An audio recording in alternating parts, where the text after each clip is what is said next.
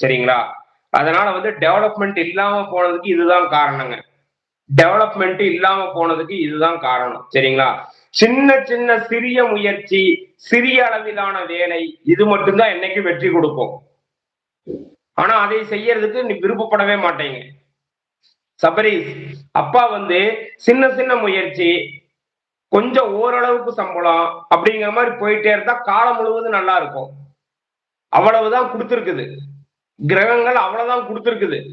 ஆனா, நீங்க என்ன பண்றீங்கன்னா, அதாவது உங்களுக்கு ஆ திறமை அப்படிங்கிறது ரொம்ப குறைவா இருக்குது. ஓரளவு தான் இருக்குது.